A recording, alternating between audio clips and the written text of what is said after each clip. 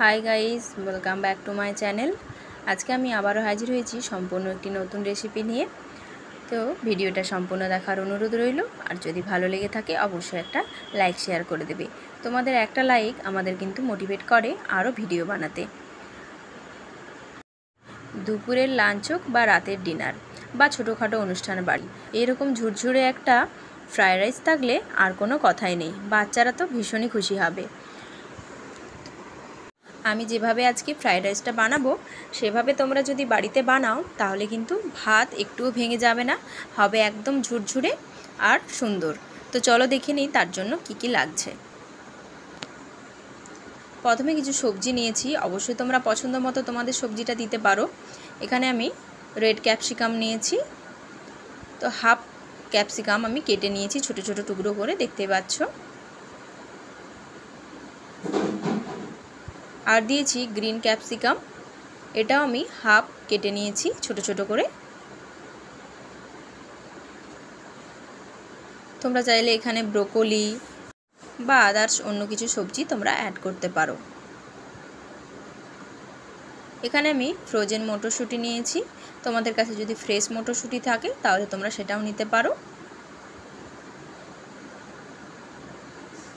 এখানে দেখো একটা নতুন জিনিস নিয়েছি আমি, সেটা হলো পার্পল কালারের বাঁধাকপি। এটাকে কি বলে আমি জানি না, আমি বাঁধাকপিই বললাম। একদম সম্পূর্ণ বাঁধাকপির মতো দেখতে, আর টেস্টও কিন্তু বাঁধাকপির মতোই। কালারটা এত সুন্দর তাই আমি নিয়েছি। আর পনির নিয়েছি, পনিরটা এখানে 100 গ্রামের মতো আছে, তো আমি কেটে নিয়েছি পনিরটা ছোট ছোট কিউব কিউব করে।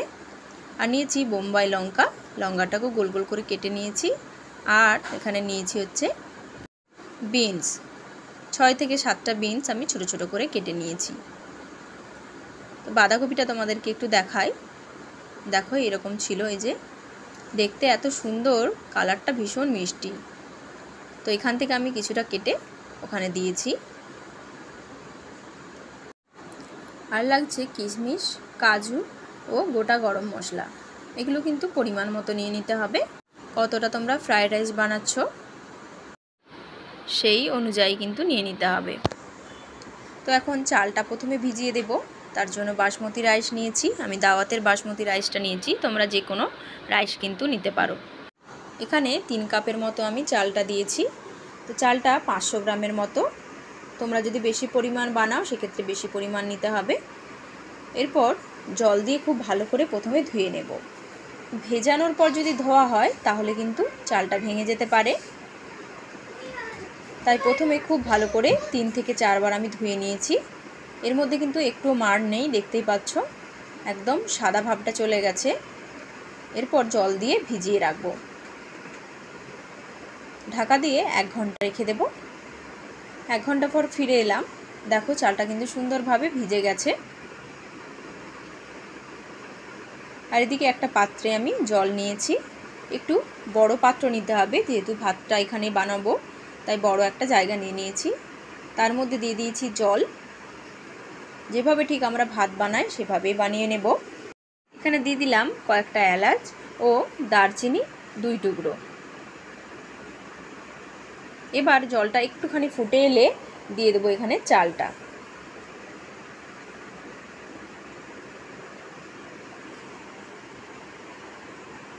ভাতটা কিন্তু 10 থেকে 15 মিনিটের মধ্যে হয়ে যাবে।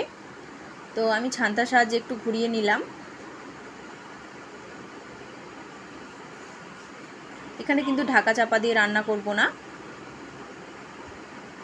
দেখো 15 মিনিট পর ফিরে এলাম, দেখো সুন্দরভাবে কিন্তু ভাতটা হয়ে গেছে।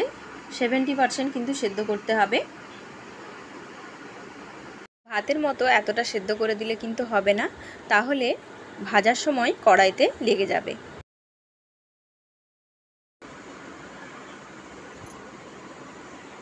এবার গ্যাসটাকে অফ করে একটা বড় ছাঁকনির সাহায্যে ভাতটা আমি ছেঁকে নেব। ছান্তা দিয়ে তুলে ছাঁকনির মধ্যে দিয়ে দেবো, যাতে ভাতের যে মাড়টা আছে সেটা খুব ভালোভাবে ঝরে যায়।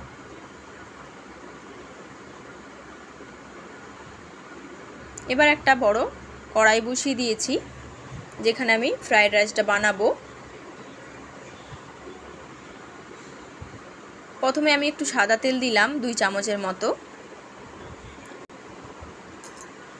তেলটা খুব ভালো করে গরম হয়ে গেলে এখানে পনিরটা দিয়ে দেব। পনিরটার মধ্যে আমি একটু লবণ মাখিয়ে রেখেছিলাম। এক পিঠ হয়ে গেলে অপর পিঠ উল্টে দেব।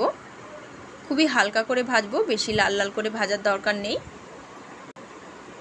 ঠিক এভাবে ভেজে নিতে হবে। দেখো ভাজা হয়ে গেলে আমি সমস্ত পনিরটা তুলে রেখে দিলাম অন্য একটা পাত্রে। এবার দিয়ে দেব ঘি। এখানে প্রথমে আমি 2 চামচের মতো ঘি দিলাম। তারপর কাজু ও কিশমিশটা একটু ভেজে নেব।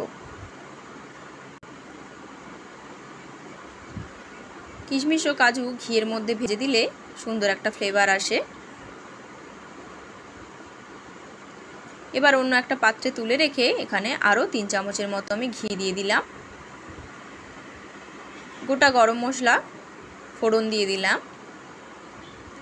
তারপর একে একে সবজিগুলো অ্যাড করব। প্রথমে আমি মটরশুঁটিটা দিলাম, তারপর ক্যাপসিকামগুলো দিয়ে দেব। তো এইভাবেই যেই সবজিগুলো আমি কেটে রেখেছিলাম সব সবজি অ্যাড করে দেব।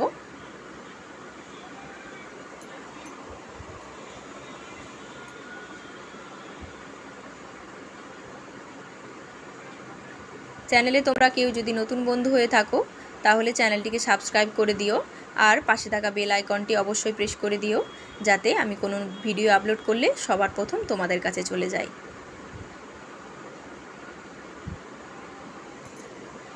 এখানে আমি হাফ চামচের মতো লবণ দিয়ে দিলাম।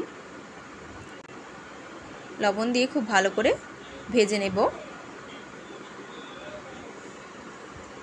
বেশি ভাজার দরকার নেই, 5 থেকে 6 মিনিটের মতো আমি ভেজে নিয়েছি। বেশি ভাজলে ডিশ কালার হয়ে যেতে পারে সবজির কালারটা। এবার জল ঝরিয়ে রাখা ভাতটা দিয়ে দেব এখানে। প্রথমে আমি কিছুটা ভাত অ্যাড করেছি, তারপর একটু ভালো করে নাড়াচাড়া করে নেব। তারপর যে বাকি ভাতটা আছে সেই ভাতটাও অ্যাড করে দেব। দেখো ভাতের একটা দানাও কিন্তু ভাঙেনি, কতটা সুন্দর হয়েছে। আর কড়াইয়ের মধ্যেও কিন্তু একটুও লেগে যাচ্ছে না। আঁচটাকে কিন্তু এখন একদমই কমিয়ে রেখেছি আমি।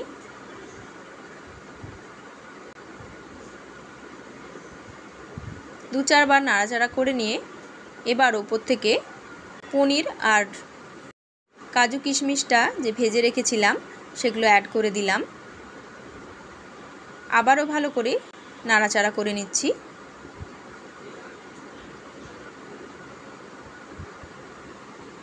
এবার দিয়ে দেব পরিমাণ মতো লবণ। লবণটা তোমরা ভাতের সাথেও দিতে পারো, যখন ভাত হচ্ছিল সেই সময়ও কিন্তু লবণটা তোমরা ব্যবহার করতে পারো। আমি এখন দিলাম।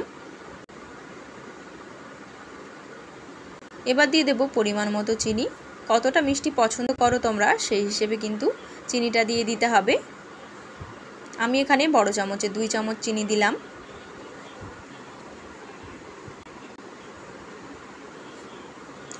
এবার দিয়ে দেব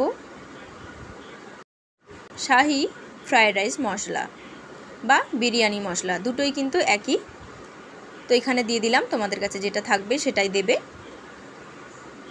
আবারও চারিপাশ থেকে খুব ভালো করে নাড়াচাড়া করে নিলাম, যাতে মশলাটা খুব ভালোভাবে ভাতের সাথে মিশে যায়।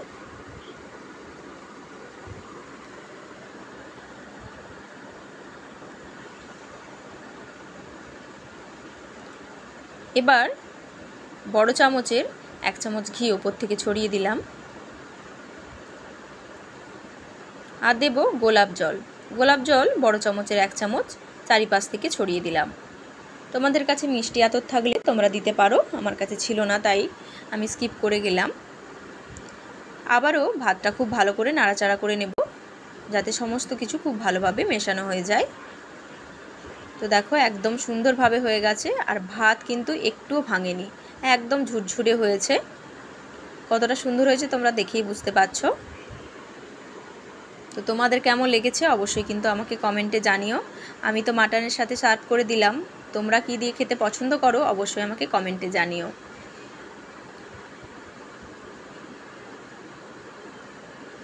তো আজকের মতো আসি, দেখা হবে নতুন কোনো ভিডিও নিয়ে। ততক্ষণ সবাই ভালো থাকবে, সুস্থ থাকবে।